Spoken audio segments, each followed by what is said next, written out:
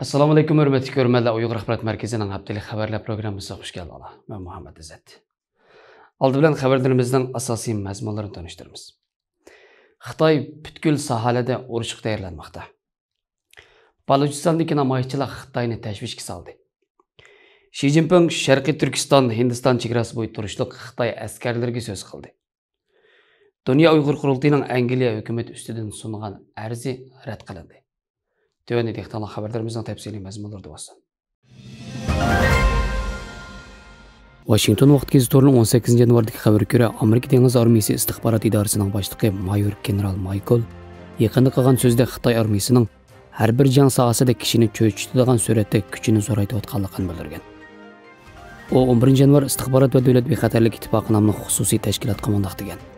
Xitoyning dengiz armiya jihatdagi emas, balki umumyuzlik harbiy zamonaviylashishi biz insoniyat tarixida ko'rgan va eng tez suratda harbiy zamonaviylash jarayonlaridan biri.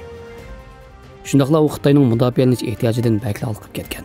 Uning bildirishicha, navbatda Xitoyning harbiy iqtidori ilg'or boshqarilgan bomba va boshqa yiroq musofirlik qurollarni, elektronlik urush qurollarini, ijodchan qurol-yarog' texnikalarni hamda cho'ng kichik tipdagi urush paraxotlaridan tarkib topgan. Tayvanning atrofida tahdid solish iqtidoriga ega yiroqda urush qila oladigan ko'k suv dengiz armiyasini o'z ichiga oldi ekan. U yana Xitoyning Tayvanga tajovuz qilish xavfi tarixdagi har qanday vaqtdagidan yuqori deb ogohlantirgan. Reprentorning 20 yanvardagi xabarga ko'ra, Balochiston o'lkasidagi Gwadar portini Sharq Turkiston bilan tutashtirib turadigan Xitoy-Pokiston iqtisodiy koridori Xitoyning atalmish bir balvoq bir yo'l tashabbusining markazi bo'lib, bu tür Xitoyning Balochiston'dagi Gwadar porti orqali Arab dengiziga kirishiga sharoit hozirlagan. Halbuki Balochistonda turmush sharoitining nacharlashib ketganligi sababli yuz bergan namoyishlar va namoyishchilarga qayta zarba berilganligiga qaramasdan noroziliklarning pasaymayotganligi bu rayonga zo'r miqdorda mablag' solgan Xitoy rahbarlarini andishiga solgan. Mutaxassislarning bildirishicha, Balochiston'dagi kishilar Xitoyning solgan mablag'ining asosligi o'zining iqtisodiy va geosiyosiy nishonini ishga oshirishni maqsad qilganligini. Chunki uning Balochiston'dagi Gwadar portida savdo va harbiy manfaati borligini tunib yetgan. Balochiston doiralari fuqarolarning noroziligini besish uchun bir tarafdan ularning haq-huquqlarini kafolatga qildiganligi va turmush ahvolini yaxshilaydiganligi haqida va'dalarni bersa, yana bir tarafdan oldingi oyning 29-kundan boshlab 5 dan ortiq kishining bir yerga to'plashishini cheklagan.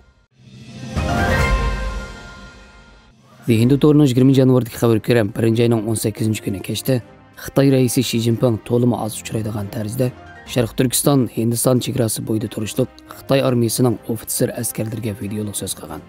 Xi Jinping Xitoy armiyasining Beyjingdagi bosh shtabida turib, Sharq Turkiston harbiy rayoniga qarashli Qonjirab chegara mudofaa punktidagi askarlarga so'z qilgan hamda ularning jang tayyorligini ko'zdan kechirgan. Egilishicha, Xi Jinping Xitoy armiyasining qo'mondonlik shtablari orasida faqat Sharq Turkiston chegara qo'mondonlik shtabiga so'z qilgan. U yana Xitoy dengiz armiyasi birlashma tartibi va havo armiyasi Avasiya brigadasiga xitob qilib, ularni ho'sharlikni o'stirib jangga tayyorlik qilishga buyurgan. Sharq Turkiston harbiy rayonidagi askarlar Sharq Turkiston Hindiston chegarasining g'arbiy bo'lagidagi Sharqiy Ladakh chegara rayonini qo'g'dayotgan askarlar bo'lib, Xitoy armiyasi ko'p qatim qonunsiz holda chegaradan o'tganlikdan bu rayondagi vaziyat 2020-yil 4-oydan boshlab jiddiylashib ketgan. Reuters agentlik to'rining 20 yanvardagi xabarga ko'ra, Dünya Uyg'ur qurultiyi 2020-yil 4-oyning 23-kuni Angliya hukumati Uyg'urlarning majburiy emgakka chetishliq paxta mahsulotlarining Angliyaga import qilishini cheklamadi degan sabab bilan Angliya hukumati ustidan Angliya Oliy sud mahkamasiga arz sungan bo'lib, 2021-yil Angliya Oliy sud mahkamasi mazkur arzni qabul qilganligini jakarlagan va sudning 2022-yil 10-oyning 25-kuni ochilganligini bekitgan edi. Halbuki mazkur arz Angliya Oliy sudining bosh sudchisi Ian Dow tarafidan rad qilingan bo'lib, u aniq va munozir talab qilmaydigan paketlar Sharq Turkistondagi tutqun qilingan va turmadagi emgak kuchlari orqali, shundaqla majburiy emgak orqali paxta ishlab chiqarish ahvollarining mavjudligini dalillamoqda degan bo'lsa-mu, Angliya Ichki ishlar ministrligining chet el turmalarida ishlab chiqarilgan tovarlar qonuni qaratgan usulini qonunliq deb qaragan. Hamda Angliya bosh organi va davlatlik jinoiy ishlar idorasining jinoyat jarayoni qonuni to'g'risidagi tutumini to'g'ri deb hukm chiqargan. Shundaqla Angliyaga import qilinayotgan paxtalarning majburiy emgak bilan chetishliqi borligini isbotlaydigan dalillar kamchil bo'lganligi sababidan mazkur arzni rad qilganligini bildirgan. Xabarlarimizni ko'rganlarga rahmat. Ko'rishguncha omon bo'linglar. Xayr xo'sh, Allohga omonat.